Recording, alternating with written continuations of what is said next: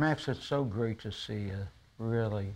Outside of the pleasure of your presence, you know, I owe you such a great thanks, because some people don't understand that the success of Judgment at Nuremberg is really due to you. It's an astonishing performance, really. You're too modest. I think that an actor is as good as the part he's playing. When I have a good part, thank God I can play it well. There are certain roles which are absolutely great written. And this part I played of the lawyer. I think you're underestimating your contribution. I'll tell you why. You know, when I was writing Nuremberg, and incidentally, we showed the films of the concentration camps for the first time. I'd stolen out of the Signal Corps. And as I wrote it, I said to myself, I don't want this to be a propaganda piece. I want the whole era understood. And then I said to myself, who the hell can get any sympathy on the other side once you've seen these films? And you answered it, because you played it with such humanity. You see, it's easy, not easy, but it's one thing to find a good theme. Mm-hmm. But the other thing is to form it and to create a play. Right. And there, I think, is your strength in your writing, because you didn't only write schemes who are fighting each other. I don't know if the expression schemes is right, but it's not just ghosts. They're human beings. And the greatest idea, I think, was to take the trial of the judges. Mm-hmm. How did you come to that? Abe Pomerantz got me in touch with Taylor, who was such a wonderful man, and he might have been president if he didn't fight the McCarthy era. And he said to me, he had continued the trial. He was very enthusiastic, unlike other people. Other people said, it's over, let's forget it. Let's not assign guilt. But he said, you know, there's something that's more interesting than the first trial. Nobody agrees with me, but it's a trial of the judges, because they, more than anybody else, should have appreciated justice. But they went along with it. There was a woman that we talk about in the movie, played by Judy Garland, who was supposed to have an affair with an elderly Jewish man. Mm-hmm. And he was executed. She was sent to jail a long time. Things like that. People sterilized. And these judges not only went along with it, most of them were enthusiastic, except for the one man who realized what had happened.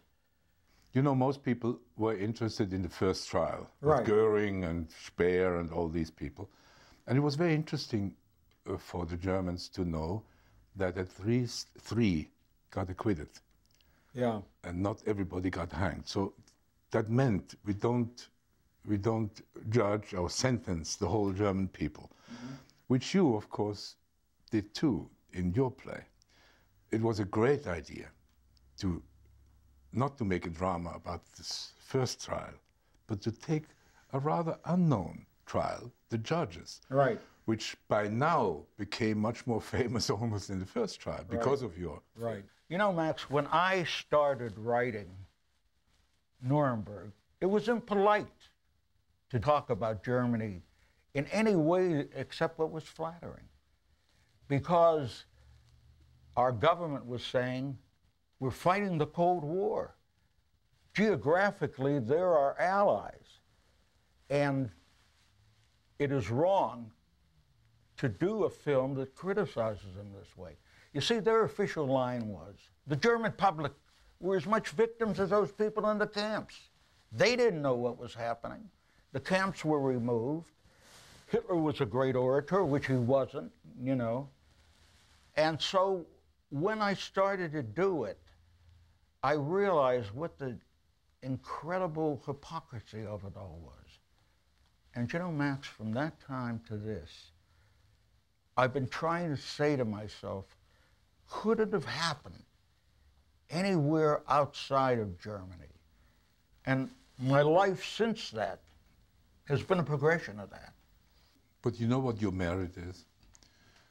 This labyrinth of pro and contra and all those political issues, you brought it down to one line. When Janning at the end said, "Believe me, I didn't know it would come to that. You must believe me."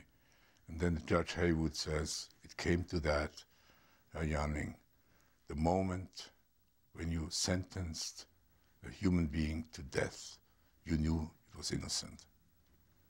That is the key line, and that is your merit, because that's not in the reality.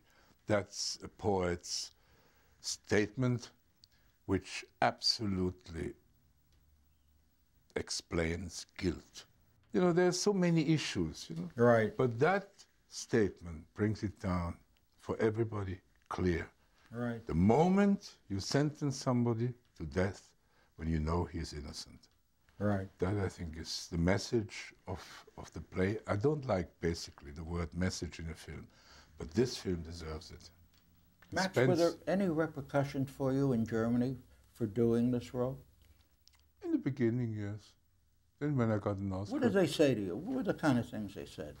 Well, it's like Sunset Boulevard, you know, when Louis B. Mayer came and shouted at Billy Wilder, "You should go back to your home. How can you do a film like that?" I think people are, of course, shocked when you see this film, especially in Germany, because nobody wanted to know the truth, really. Mm-hmm. So it was doubtful. And also, I don't think that people in Europe like it when their own so-called people have success in America. It's in a way jealous or whatever. I know when I won the Oscar, I know I went up to the stage, and then I thought, so now they won't say anymore the brother of Maria Schell in Germany, because I was always called the little brother of Maria Schell. She was much more famous than I was. And then next day I took a plane to Frankfurt, and a big headline: "The brother of Maria Schell wins an Oscar." So you couldn't beat them. But it was wonderful because the TV show, Playhouse 90, that was a huge event. Yeah. Every Thursday evening.